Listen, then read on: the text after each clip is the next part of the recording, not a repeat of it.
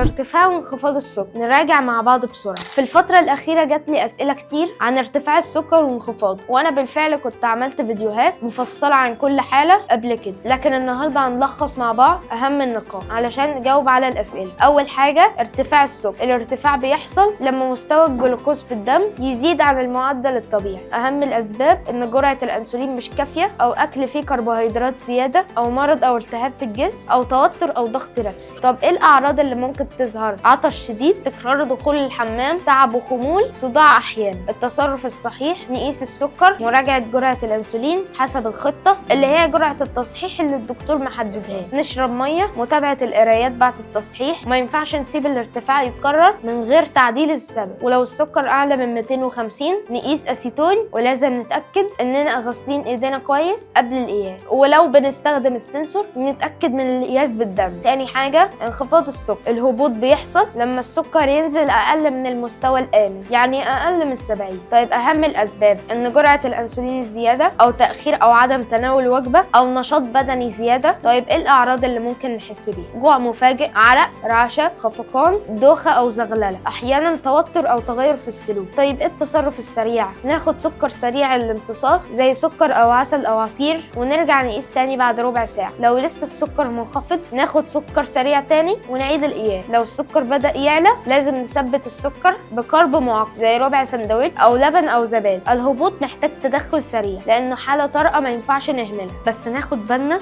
إن في معلومتين مهمين جدا في هبوط السكر. أول حاجة إن ممكن تحس بأعراض الهبوط والسكر مش قليل، وده لأن السكر كان عالي لفترة طويلة وجسمك اتعود، فلما السكر ينزل لمستوى الطبيعي الجسم يفسره على إنه هبوط لأنه اتعود على الارتفاع. أو يكون السكر كان عالي ونزل مرة واحدة بس ما وصلش لأقل من 70، ممكن يبقى 90 أو 100 بس تحس بأعراض الهبوط. لو حصل كده نبدأ ناكل حاجة فيها نشويات بسيطة زي زبادي أو لبن أو فواكه أو بسكويت، ونلجأ للسكر الأبيض أو عصير لو السكر أقل من 70 علشان نرجع جسمنا لوضعه الطبيعي. تاني حاجة إن يكون عندك هبوط فعلا، وممكن يكون السكر نازل لمستويات كبيرة، ممكن أقل من 40 وانت مش حاسس، والحالة دي خطيرة جدا. وده بيحصل لأن الهبوط بيحصل بشكل متكرر فالجسم اتعود على الهبوط. وهنا الطريقة اللي تخلي جسمنا يحس بالهبوط تاني هي إننا نحافظ على السكر في المتوسط الطبيعي شوية أيام ورا بعض. الجسم بعدها يبدأ يحس بأي هبوط لو حصل. الخلاصة يا أبطال،